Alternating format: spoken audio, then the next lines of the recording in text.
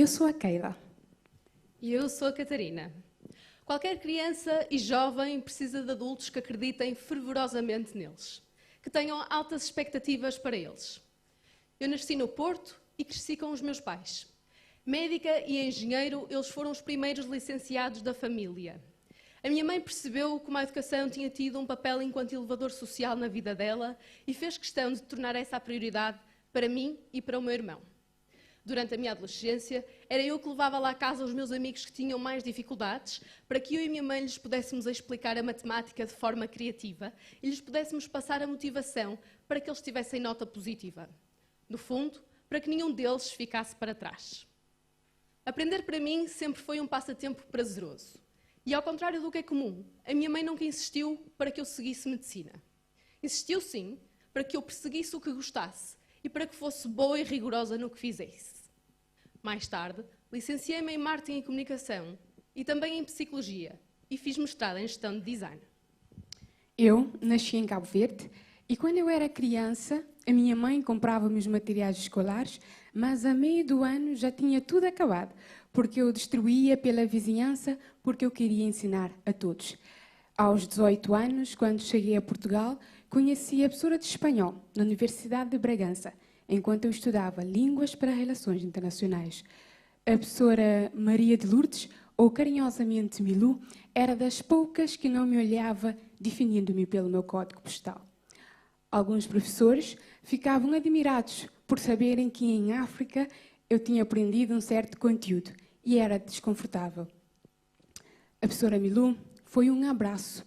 Quando não temos a quem chamar de lar, ela foi um. Ela me incentivava a participar de iniciativas ou me mostrava atividades para eu participar. Certo dia, eu cheguei triste na escola e ela notou. Eu contei-lhe do meu problema de saúde e ela ofereceu-se para ir comigo ao hospital. Da outra vez, ela me incentivou a participar num concurso de poesia na universidade, na qual fui premiada com o primeiro prémio. Eu estava longe dos meus pais, longe de casa, mas a professora Milu me ajudou a voar.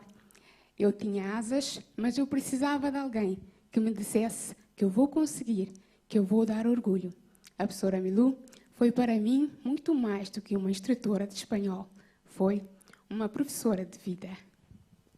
Após ter trabalhado numa agência criativa e ter feito voluntariado internacional, eu percebi que a minha carreira tinha de contribuir para um mundo mais justo.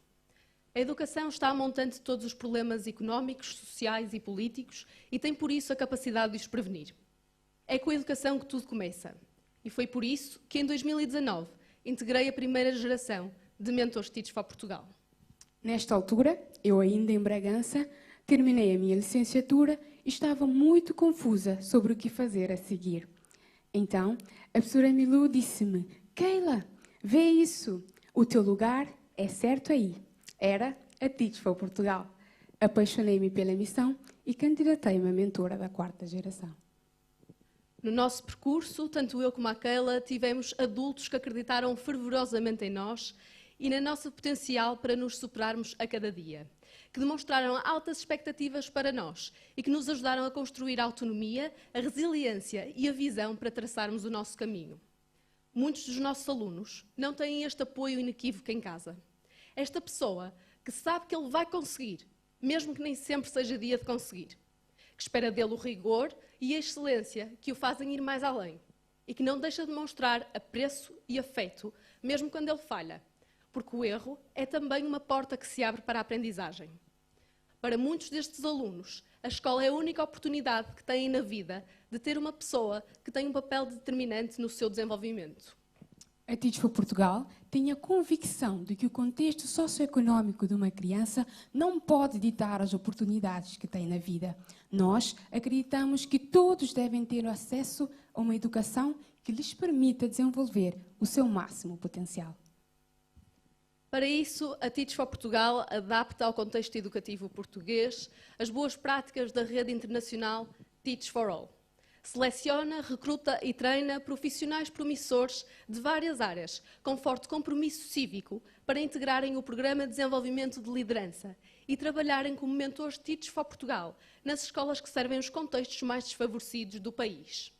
Durante 2 anos, os mentores colaboram em sala de aula com professores de várias disciplinas para trabalharem nos alunos com um objetivo em mente, para que nenhuma criança fique para trás. O impacto faz-se a 2 tempos. A curto prazo, nos alunos, nos professores, nas escolas e nos próprios mentores, que perante o que experienciam na escola, sentem o inconformismo para serem motores para o impacto ao longo prazo, transformando o sistema educativo.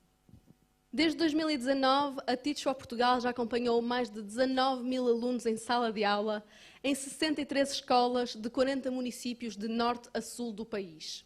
Foram 430 professores que aceitaram o desafio de abrir as portas das suas salas de aula para colaborar com 127 mentores ao longo destes anos.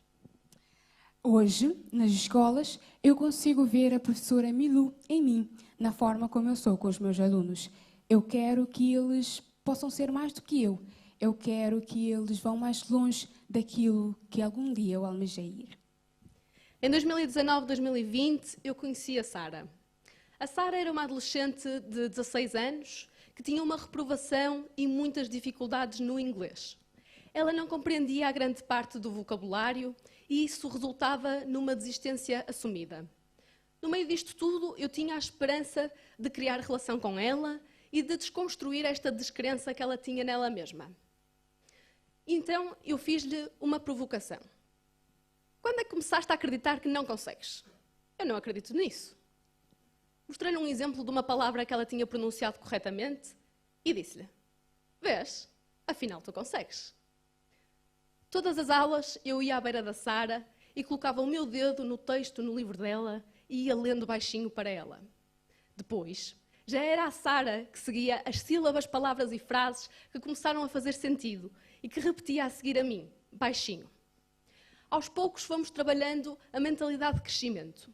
Essa capacidade de perceber que aquilo que somos hoje não é igual àquilo que fomos ontem, nem ao que seremos amanhã. E aos poucos também, a Sara foi trocando o não consigo pelo eu consigo e pela genuína celebração de cada pequeno avanço. No final do período, eu achei que a Sara estava pronta e desafiei-a. Sara, lês o próximo texto em voz alta em inglês para a turma? A Sara fez aquilo que ela julgava ser impossível. A Sara leu, pela primeira vez, em voz alta e em inglês, para a turma. A Sara foi aplaudida com todo o mérito. E sabem o melhor? A Sara inspirou outro colega de turma com dificuldades semelhantes a ler também em inglês em voz alta para a turma nesse mesmo dia. Mas a Sara foi mais longe do que isto. Acreditar nela mesma e ter adultos como eu e a professora que acreditaram nela também permitiu à Sara conquistar finalmente a nota positiva em inglês. Como a Sara, há muitos outros que, por dificuldades acumuladas, por falta de referência ou por descrença por parte daqueles que os rodeiam, começam também eles a acreditar, desde muito novos, que não conseguem. E isto gera revolta. A Teach for Portugal não trabalha meramente os resultados académicos. Acreditamos que trabalhar o sentido de possibilidade, a inteligência emocional e a consciência sobre o seu papel no mundo leva os alunos a experienciar o sucesso. Terem líderes à sua volta que se assemelhem a eles e com que eles se identifiquem promove a sua liderança e leva-os a ver que há mais para eles do que eles viam até então. Isto foi o que aconteceu com Desejado. Desejado é um aluno guineense que ao princípio era muito agressivo comigo. As atitudes dele eram reflexo do lar duro em que vivia. Certo dia, eu disse para o Desejado que eu falo crioulo, português, espanhol, inglês e mandarim, e que eu tinha estudado línguas para relações internacionais. Ele, assustado, perguntou-me: tu conseguiste isto? Afinal, como é que eu, tão jovem, vinda de Cabo Verde, tinha conseguido? Desejado, então, chamou a turma, quase toda composta por alunos ciganos ou de origem africana, e disse-lhes: sabiam que a Keila sabe isto? Vocês sabiam que nós podemos conseguir ser como a Keila? Pela primeira vez, eles viram na sala de aula uma pessoa preta, tão jovem, em que me tornei um espelho para que eles pudessem espelhar e acreditar que são capazes. Eu achava que eu era pouco, muito pouco, mas aos olhos deles eu era muito. Isto me deixou muito contente e me deu firmeza para continuar a ser um espelho na qual eles podiam acreditar que podem sim conseguir. Isto deu uma possibilidade de confiança para eles, ao mesmo tempo também que eles começaram a ter expectativas para a vida deles. Muitos acreditavam que não podiam ir além do 9º ano ou que quando crescessem os pais iam colocar para fazer unhas ou jogar a bola. Algo que era muito pouco para quem quer sonhar grande. Como dizia no início, todos os alunos precisam de adultos que acreditem fervorosamente neles, que demonstrem altas expectativas para eles, que lhes mostrem o sentido de possibilidade, que os ajudem a trabalhar a mentalidade de crescimento e que os façam experienciar o sucesso. Os alunos depositam na escola a confiança ou a desesperança.